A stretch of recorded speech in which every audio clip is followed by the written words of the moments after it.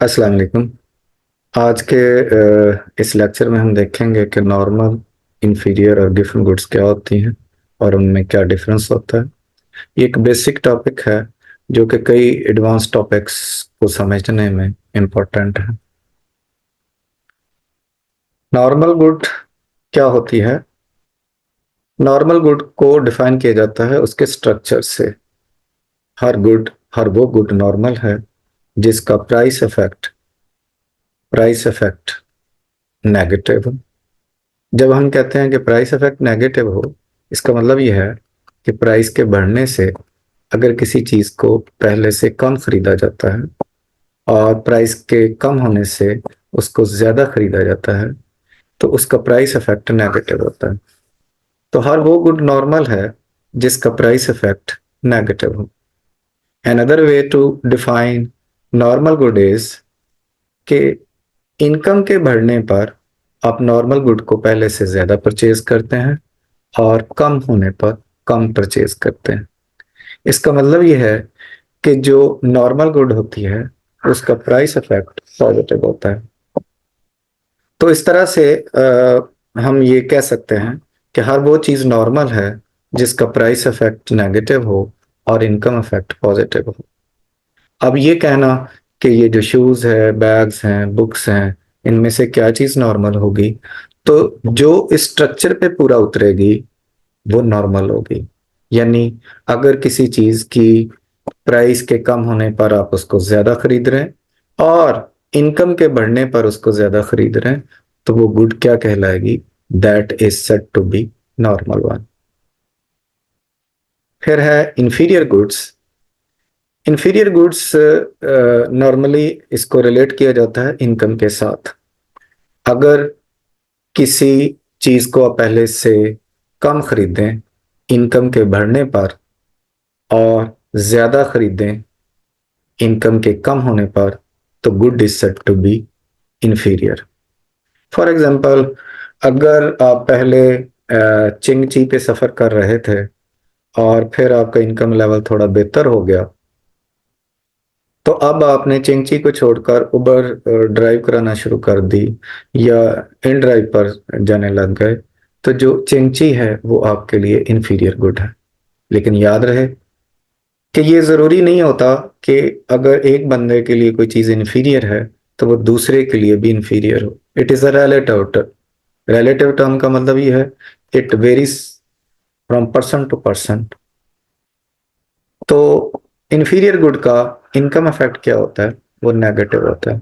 यानी इनकम के बढ़ने पर अगर किसी चीज को आप पहले से कम खरीदते हैं और इनकम के कम होने पर ज्यादा खरीदते हैं, then good is said to be inferior. याद रहे कि जो इंफीरियर गुड होती है वो नॉर्मल की तरह उसका प्राइस इफेक्ट नेगेटिव ही होता है। यानी अगर उसका डिस्काउंट लगेगा तो उसमें आपको अट्रैक्शन आएगी।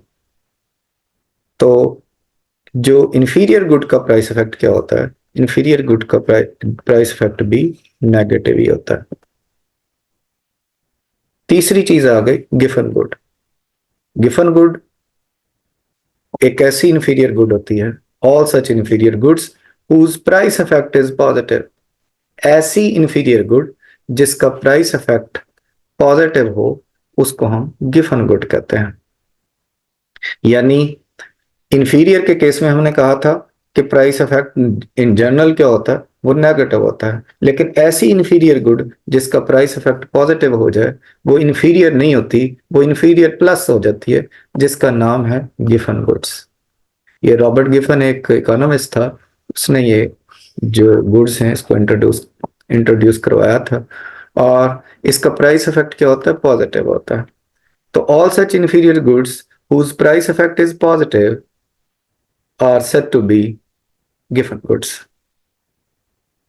इसका मतलब ये हुआ कि all given goods are inferior goods। yes, if I say all inferior goods are given goods, तो आंसर इज नो। क्योंकि हर इंफीरियर गुड गिफन नहीं होती, लेकिन हर गिफन गुड जो है वो इंफीरियर होती है। इसका मतलब ये हुआ, क्योंकि सारी गुड्स इंफीरियर होती हैं, सारी गिवन गुड्स इंफीरियर होती हैं, तो इसका मतलब है कि इसका जो इनकम इफेक्ट होता है वो क्या होता है? नेगेटिव ही होता है। तो ऐसी गुड्स जिसका इनकम इफेक्ट तो नेगेटिव हो लेकिन प्राइस इफेक्ट पॉजिटिव हो जाए, तो ऐसी गुड को क्या कहते हैं? गिफन गुड्स कहते हैं। जैसे कि अगर हम इसकी एग्जांपल दें तो इस तरह से आप समझ सकते हैं कि जैसे हमें खाने के लिए एक एक तो ये है कि ये गिफन गुड जो होती है ये पुअर कम्युनिटी पे अप्लाई होता है कॉन्सेप्ट। अगर कोई अमीर आदमी इसको अपने ऊपर रख के समझने की कोशिश करेगा तो शायद उसको समझ नहीं आ पाएगी। ये एक ऐसा कॉन्सेप्ट है जो पुअर कम्युनिटी पे अप्लाई होता है। मसलन अगर दाल रोटी का खर्चा जो है कम हो जाए तो जो गरीब लोग हैं वो गोश्त का सोच सकते हैं, फिर वो क्या कहेंगे कि आम दाल रोटी को कम करके गोश्त को कुछ हिस्सा खरीद लिया जाए। लेकिन अगर उसकी दाल रोटी पूरी ना हो रही हो तो वो गोश्त को सोच भी नहीं सकता। इसलिए ऐसी गुड को जब उसकी प्राइस बढ़ती है तो उसकी डिमांड बढ़ जाती है, चूंकि आप गोश्त तो उससे कई गुना महंगा है जिसको आप नहीं ले सक रहे। तो इसलिए उसको प्राइस के बढ़ने पर उसकी डिमांड कम होने की बजाय क्या होती है? बढ़ जाती है। सिंपल वे में याद रखने का यही तरीका है कि इसका जो गिवन गुड होती है उसका प्राइस इफेक्ट जो है वो पॉजिटिव होता है और इनकम इफेक्ट क्या होता है? नेगेटिव होता है। तो अगर हम समराइज करें आज के लेक्चर को तो नॉर्मल गुड में प्राइस इफेक्ट क्या है? नेगेटिव। इनकम के इफेक्ट क्या है? पॉजिटिव।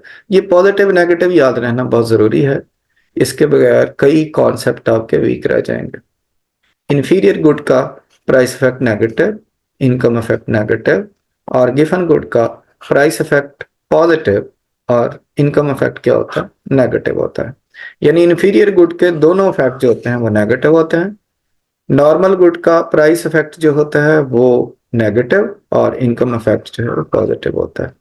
और गिवन गुड का जो प्राइस इफेक्ट होता है वो पॉजिटिव होता है और इनकम इफेक्ट क्या होता है? नेगेटिव होता है।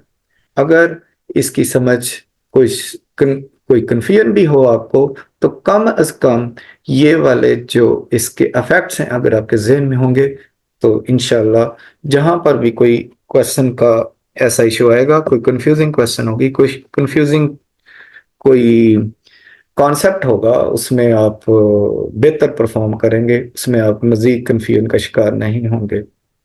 ये इफेक्ट जो हैं ये आपके एमसीक्यूज के लिए भी बड़े अहम हैं।